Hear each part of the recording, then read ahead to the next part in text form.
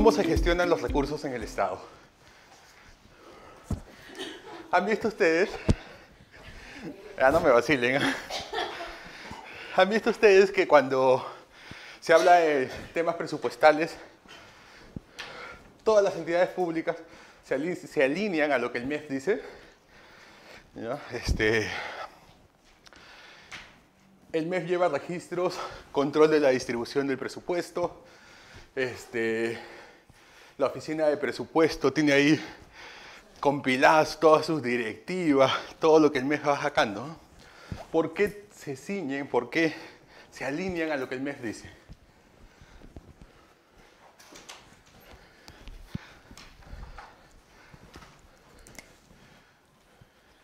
Acepto ideas, ¿ah? Las que tengan. ¿Por qué es el MEF el que hace la factura para las cuentas? Es cierto, pero ¿por qué el MEF? ¿Por qué no lo hace otro?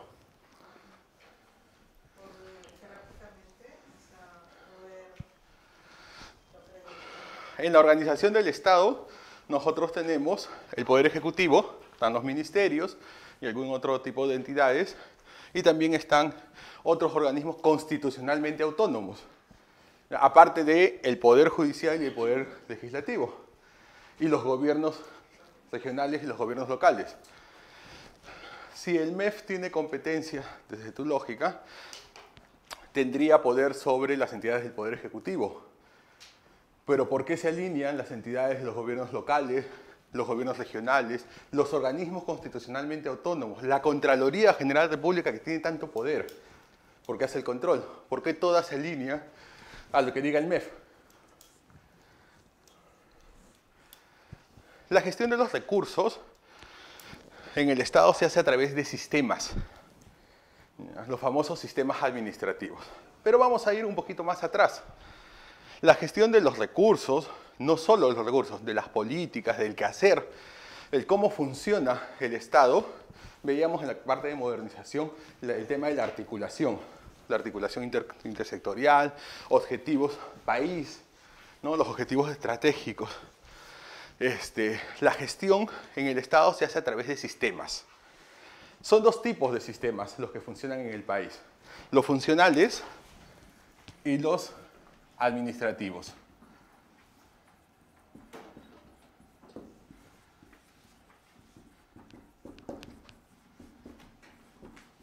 Los funcionales están vinculados al cumplimiento de objetivos, de políticas, de planes. Y los los administrativos están vinculados a los recursos del Estado, presupuestales, recursos humanos, entre otros. Todos los sistemas administrativos, estamos hablando acá de sistemas, que es la forma de articulación. Todos los sistemas tienen un ente rector. El ente rector es el organismo técnico normativo que se encarga de regular el funcionamiento del sistema. Los sistemas se crean por ley y están a cargo del Poder, la rectoría está a cargo del Poder Ejecutivo, salvo una excepción. Ya, los sistemas funcionales, les decía, tienen que ver con la aplicación o el cumplimiento de planes, objetivos estratégicos, de políticas. Por ejemplo, el sistema de gestión del riesgo. Todas las entidades públicas que tienen que gestionar riesgos funcionan en lógica de un sistema y hay normativamente leyes, la ley que creó el sistema y otras leyes que regulan los componentes de esos sistemas, y de ahí vamos bajando a la parte del desarrollo del sistema a través de reglamentos u otras normas de menor jerarquía, pero que se aplican en el marco de este sistema.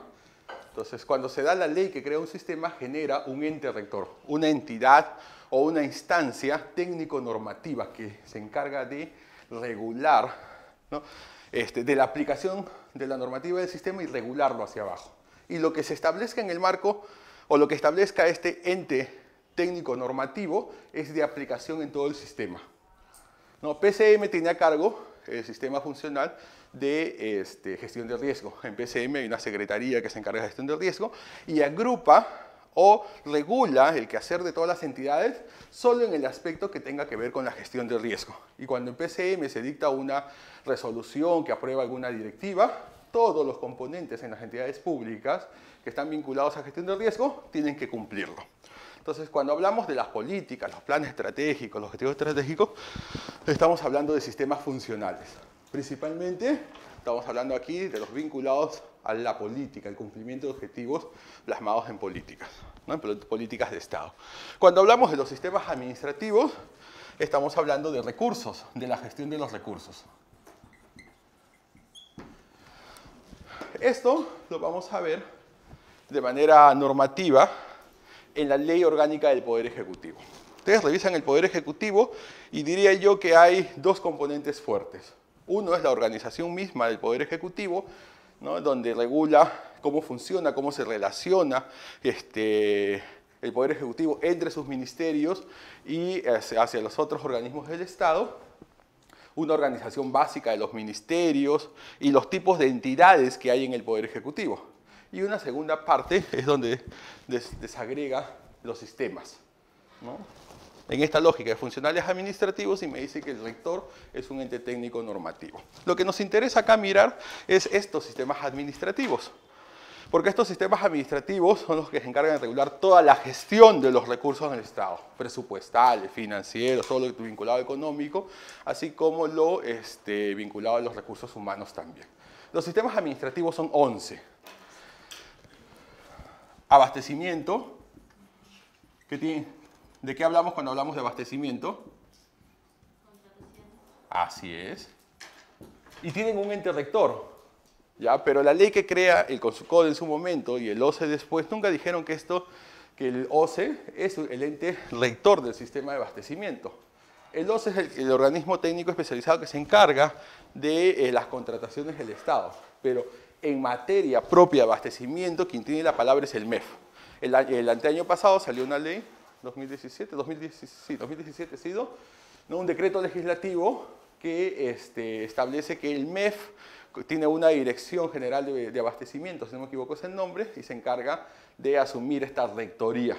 Entonces ahí deja zanjado el tema, no es el OCE, el MEF. El MEF tiene varias direcciones en la línea que se encargan de ser sistemas administrativos. Uno de ellos es el de abastecimiento, otro es el de tesorería, el de presupuesto, así es, contabilidad,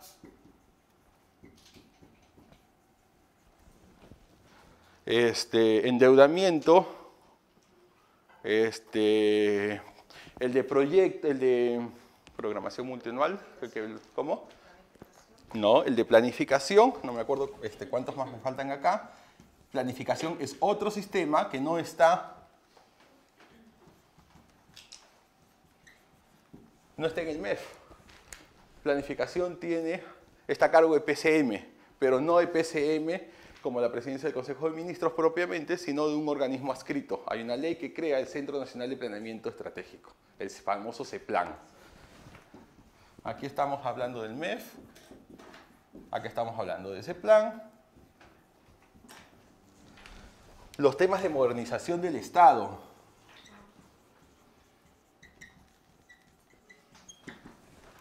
PCM, a través de la Secretaría de Gestión Pública, ¿no? Que se encarga de los temas de los procedimientos administrativos, calidad regulatoria, se encarga de los temas de la gestión pública propiamente, estructuras del Estado. Hoy día vamos a ver algo de este tema de estructuras del Estado y cuánto impacta en los recursos humanos. Ahí está modernización. El de recursos humanos es otro sistema administrativo. ¿Quién es el ente rector? Servir. ¿A dónde está escrito Servir?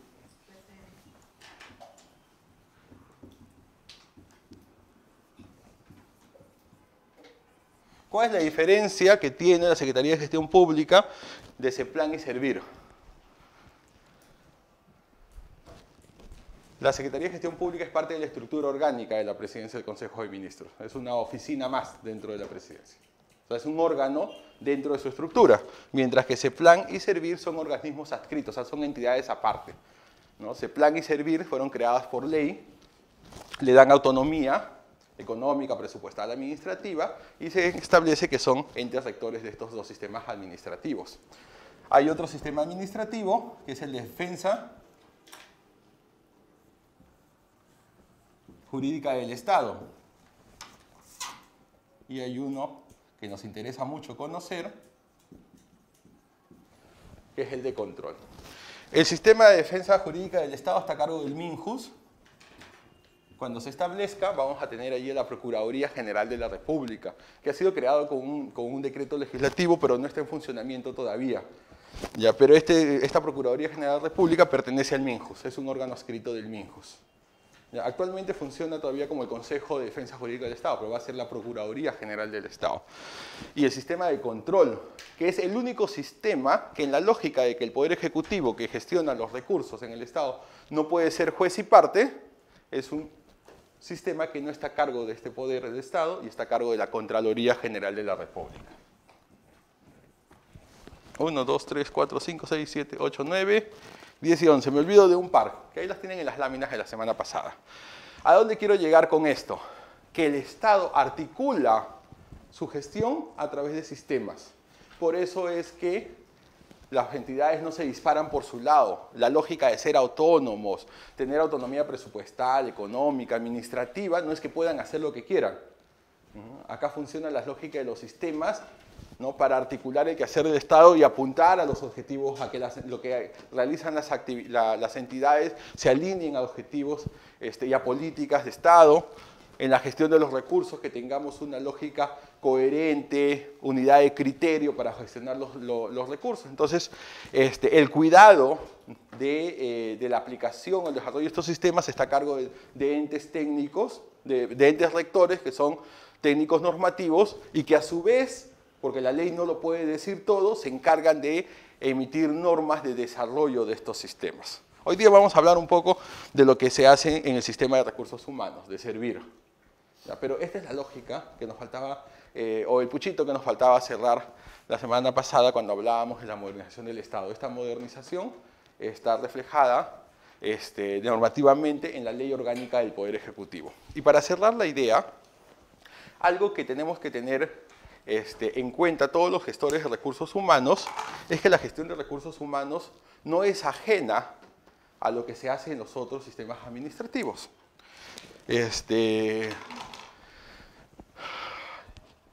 ¿Cuál es la lógica de que yo personalmente, ustedes, ¿no?, trabajen? ¿Para qué trabajan?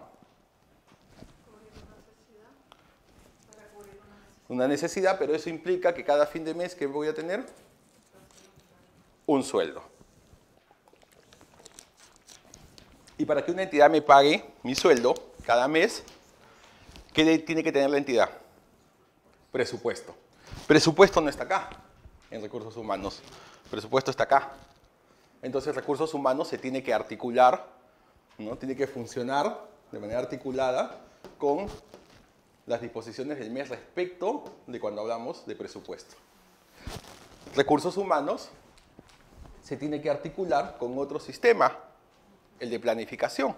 Porque la lógica de planificar mis recursos humanos tiene que estar articulado, ¿no?, a cumplir objetivos estratégicos de mi entidad. El PI que tiene que elaborar mi entidad, articulado a los planes nacionales, o los sectoriales y los nacionales, están desarrollados de acuerdo a las normativas del sistema de planificación. Y eso los emite, bueno, más allá de lo que se emita por ley, los desarrolla ese plan. Cuando hablamos de recursos humanos, hablamos de organización de puestos en la entidad.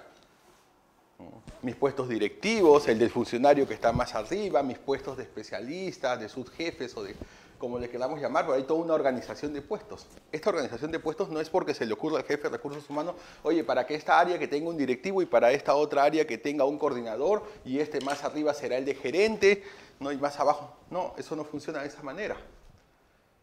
La organización de los puestos en recursos humanos está alineado a los sistemas o al sistema de modernización, que es el que desarrolla las estructuras orgánicas en las entidades públicas.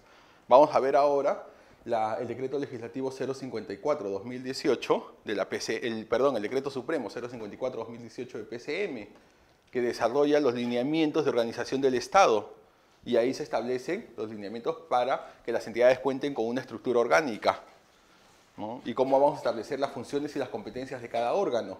Entonces, una cosa que me dicen en recursos humanos es los directivos públicos son aquellos puestos que están a cargo de la estructura orgánica, son puestos que toman decisiones, pero existen dentro de la estructura orgánica de la entidad, de tal manera que a mí, como jefe de recursos humanos, no es que se me ocurra poner directivos en cualquier lado.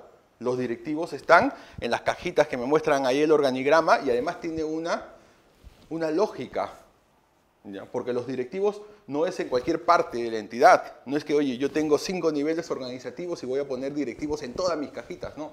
Los directivos públicos están dentro de la estructura organizacional en el primer y en el segundo nivel. Si más abajo hay desarrolladas cajitas, ya no son directivos. Entonces yo miro mi organigrama que vamos a ver ahora y digo, oye, ¿cuál es primer nivel? El gestor de recursos humanos tiene que tener claro qué cosa es un primer nivel organizacional y un segundo nivel organizacional, porque allí van directivos. Excepcionalmente, los ministerios tienen directivos hasta el tercer nivel organizacional, los ministerios y de salud. Pero de ahí todas las demás entidades públicas solo hasta el segundo nivel. De ahí para abajo es otro tipo de puestos van, ¿no? Estos ejemplos se los doy para que vean cómo están articulados los sistemas también. No es que cada sistema es una cajita y cada uno se protege, no es que Servir emite normas de recursos humanos y emite lo que quiera. No, lo que Servir también emite, también en algunos momentos va y se lo consulta al MEF. Oye, estoy sacando esta norma, ¿está alineado con la gestión presupuestaria o no? Coordina con PCM en modernización. Oye, los directivos vamos a trabajarlo así, o incluso estaba leyendo hoy día estaba repasando la 054, que es los lineamientos de gestión del Estado, y hay una parte donde se le dice a la Secretaría de Gestión Pública de PCM que tiene que coordinar con Servir, porque el desarrollo de las estructuras orgánicas tampoco es que PCM se lanza y dice, oye, esto será así o así, no. También tiene que estar pensado en cómo encajaría un modelo de gestión de puestos. Entonces, nuestros recursos, nuestros sistemas están articulados. ¿Cómo se articula con el de defensa jurídica del Estado? Tienen que coordinar, ¿ya? Porque a veces malas decisiones en la gestión de recursos humanos impactan en el sistema, en lo que hace la entidad. Las reposiciones judiciales, creo que hemos estado conversando la semana pasada, ¿no? Una mala decisión o una mala gestión de los locadores en abastecimiento me impacta en recursos humanos. Acabo de salir de una reunión, por eso es que me demoraba, con un jefe de abastecimiento y estábamos conversando de la mala gestión que se hace con los locadores que terminan haciendo funciones permanentes y quién paga pato, disculpando la criollada, recursos humanos, porque tiene que estar recibiendo reposiciones del Poder Judicial. Entonces nuestros sistemas se van articulando. Y de control, ni vuelta que darle, porque el OSI nos cae a cada rato, ¿no? Entonces hay que estar mirando cómo cómo hago un control interno para que luego no me impacten mis decisiones en algún tipo de auditoría que me pueda hacer alguno de los órganos del Sistema Nacional de Control. Y cada uno de estos sistemas tiene su propia estructura, sus propias formas de organizarse y de articularse o vincularse con otros. Estos sistemas no son necesariamente homogéneos. En el Sistema Nacional de Control, yo tengo un ente rector, Contraloría, y Contraloría tiene sus brazos extendidos, ramificados, en todas las entidades públicas a través de su OSI. Pero no solamente a través del OSI. El otro componente del Sistema Nacional de Control son las SOA, las sociedades de auditoría, ¿no? Que van puntualmente a las entidades cada año, ¿no? un mes, 2 meses a hacer auditorías financieras o presupuestales. Entonces se articulan todos los sistemas entre ellos. Son 11 los sistemas administrativos, 10 a cargo del Poder Ejecutivo, 1 a cargo de la Contraloría General de la República. Entonces, para cerrar esta idea, les decía que en esta lógica de articulación de los sistemas, también es necesario que los gestores de recursos humanos manejen ciertas normas y ciertos instrumentos para su mejor gestión.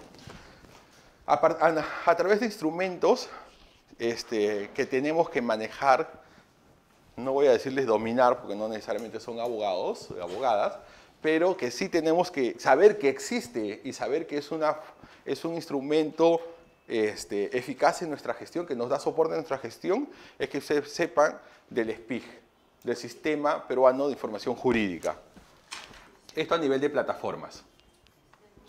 El SPIG es manejado por el MINJUS, hasta hace un par de años, costaba como 800 a 1.500 soles las inscripciones, salió las normas de simplificación administrativa y entre algunas otras normas para beneficiar a las entidades y a los ciudadanos, el SPIG es gratuito. ¿Qué cosa es el SPIG? Es la compilación de normas legales. Yo quiero una ley, ¿ya? Me meto a internet, googleo, me meto al peruano y encuentro la ley. Pero la ley generalmente tiene modificaciones en el tiempo. Incluso tiene tantas modificaciones que ya no es una ley, ahora es un decreto supremo que aprueba un TUO. ¿Qué cosa es un TUO? Texto único ordenado. Por ejemplo, la 27444 del 2004 ha tenido tantas modificaciones, y especialmente en el 2016, que los decretos del 2016, decretos legislativos, dijeron: encárguese el Poder Ejecutivo de emitir un TUO para ordenar todo esto y que la gente tenga claro qué cosa está vigente y qué cosa no. Y en el 2019 volvió a salir otro TUO porque se siguieron haciendo modificaciones en esta lógica de profundizar la simplificación administrativa. Y ahí tenemos un TUO. Entonces, el SPIG lo que me brinda son las normas jurídicas, las leyes, los decretos, las resoluciones actualizadas al día de ayer. Ustedes entran y ahí buscan la ley del servicio civil. Si se van al peruano a buscar las normas del servicio civil, van a encontrar, el 4 de julio sale publicado el peruano y van a encontrar en el peruano esa norma. Pero esa norma ha tenido varias modificaciones, eso sin contar que en el 2016 el Tribunal Constitucional declaró inconstitucional varios artículos. Si yo entro al SPIG hoy día y busco la ley 30057, me va a aparecer la ley original, ¿ya? Y en cursiva todo lo que está derogado, incluso más chiquito, y en texto normal todo lo que está vigente. Y eso me ayuda. Muchas veces estamos aplicando, usando normas, ¿ya? Y como no lo hemos revisado en el SPIG o no sabía que estaba modificada, utilizo textos que están derogados, ¿ya? Hace un par de semanas, no, hace un par de meses ya, estuve viendo, por ejemplo, una resolución de un tribunal administrativo que declara infundado un recurso de una entidad. ¿Ya? Está bien encauzado el recurso, la resolución está bien, la parte del resuelvo está bien, ¿ya? Pero cuando miro el contenido, la norma que habían utilizado es una norma del 2011 y en el 2017 ya había sido modificado. Afortunadamente esa modificación no impactó mucho, pero siguen citando una norma del 2011. Y eso está mal, dentro de una resolución, aparte de ser vergonzoso, ¿no? Entonces, el SPIG es un instrumento y es una plataforma virtual que se las recomiendo, la tienen que manejar. Pongan ahí en Google SPIG y les va a aparecer y es de fácil uso. Ya ponen buscar, tipo de norma, el número de norma, y si no es por número de norma, lo ubican por una sumilla. ¿Ya? Pero esto es importante. ¿Ya? Esto a nivel de usos, se los recomiendo. A nivel normativo, ¿ya? Lo que todo gestor de recursos humanos tiene que conocer, la Ley Orgánica del Poder Ejecutivo. ¿Por qué? Porque me desarrolla los sistemas. ¿Por qué? Porque me dice cómo se organizan los ministerios y cómo estos ministerios se relacionan con otras entidades públicas. Pero además, porque me dice dentro del Poder Ejecutivo qué tipo de entidades hay. ¿Ya? Y eso es necesario tenerlo claro porque tiene un impacto en las remuneraciones de los trabajadores. Cuando ustedes vean más adelante las normas sobre valorización de puestos, en la 276 tenemos el sistema único de remuneraciones del sector público. ¿Ya? En la ley de servicio civil no existe eso, existe una metodología de valorización de puestos. Vamos a ver ahí cuántos criterios se tienen que cruzar o cuántos factores hay que cruzar para llegar a la conversación de cada uno de los puestos en las entidades públicas. Pero la primera premisa es, ¿y qué tipo de entidad eres? Y cuando hablamos de las entidades, las miramos por nivel de gobierno, si es nacional, si es regional o si son gobiernos locales. Y si son locales, provinciales y distritales. En la nacional, cuando miremos al Poder Ejecutivo, vamos a encontrar que tenemos los ministerios, tenemos los organismos adscritos a los sectores, y dentro de estos organismos también hay tipos, porque tengo los organismos técnicos especializados, tipo Servir, tipo EFA, tengo los organismos reguladores, o SICTEL, o SINERMIN, tengo los organismos públicos ejecutores, tipo IPD. Cada uno responde a su naturaleza y por ende están clasificados. Y cuando veamos a ver las normas de valorización de puestos, en el decreto Supremo 138-2014, que luego lo vamos a ver, del Ministerio de Economía y Finanzas, hay unas tablitas que son anexos. Esas tablitas son para establecer las compensaciones de los trabajadores de las entidades públicas a partir del tipo de entidades. No, por eso el tipo de entidad tiene un impacto en la gestión de recursos humanos, principalmente en la parte de las valorizaciones. Entonces es necesario conocer la ley orgánica del Poder Ejecutivo. Otra norma que es importante que conozcamos, antes de llegar a servir, el Decreto Supremo 054-2018 de la PCM. Aquí están los lineamientos de organización del Estado. Todas las entidades públicas tienen que contar con un ROF o un manual de operaciones dependiendo del tipo de entidad que sea. Entonces, ¿cómo las entidades desarrollan su ROF? Está aquí, en este Decreto Supremo. Lineamientos para la organización del Estado. ¿Ya? Y esto está en el sistema de modernización, no en el de recursos humanos. Otra norma que tenemos que conocer, ya propia de recursos humanos,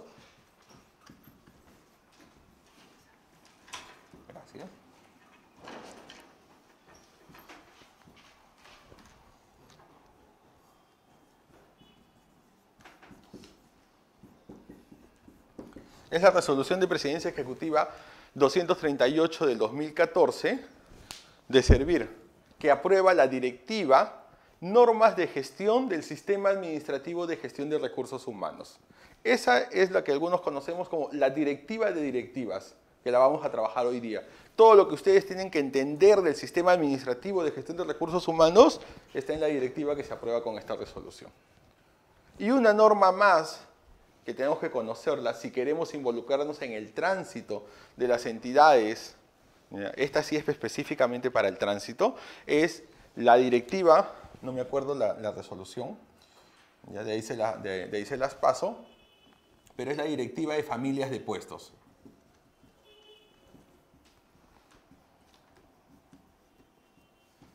Familias de puestos, roles y manual de puestos tipo.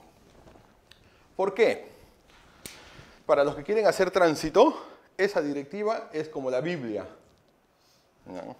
Disculpen la comparación a quienes hacen vida religiosa, ¿ya? Pero estas dos son fundamentales. Esta porque es mi directiva y directiva se engloba todo lo que se hace en recursos humanos la vamos a encontrar acá.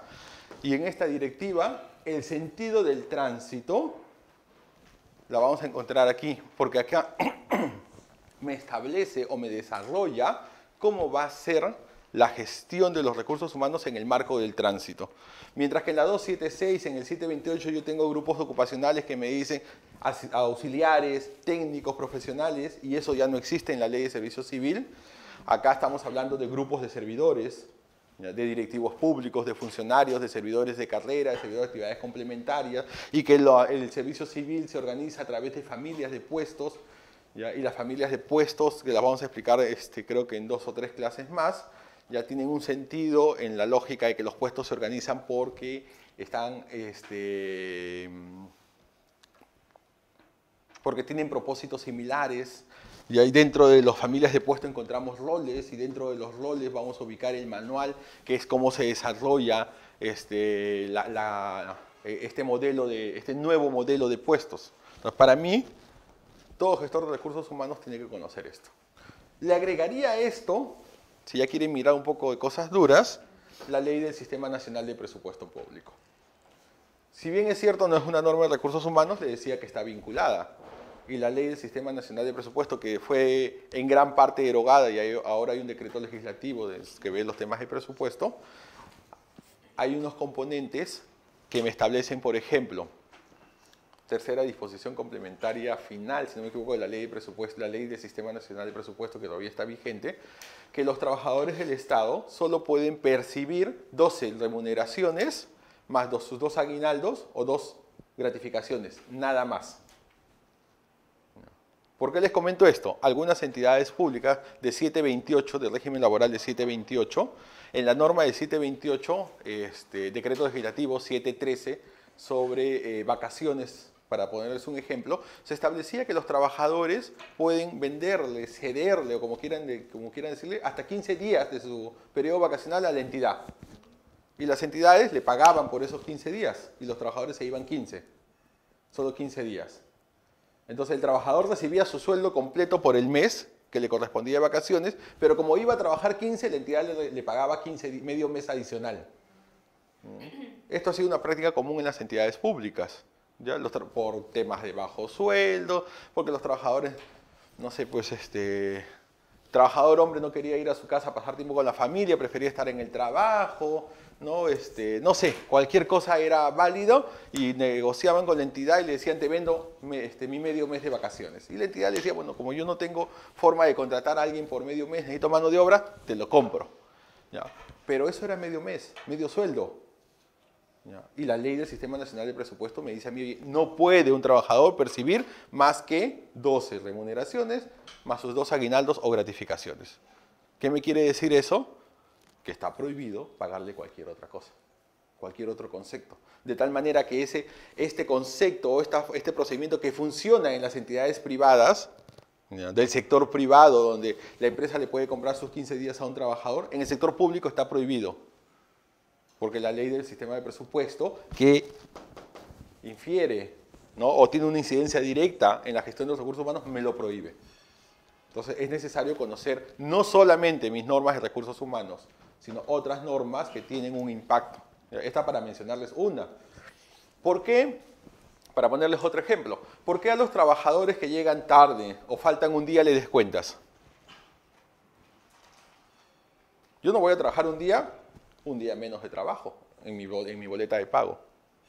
Si la entidad tiene la plata, tiene programado los 30 días o el mes completo para pagarle a un trabajador, ¿por qué trabajador que no va un día, o por qué trabajador un día de manera no justificada, pero no por cuestiones particulares, ¿no? O por qué llegué una hora tarde, me mocharon mi sueldo de un día, ¿no? mi proporcional de un día, una hora me la descontaron.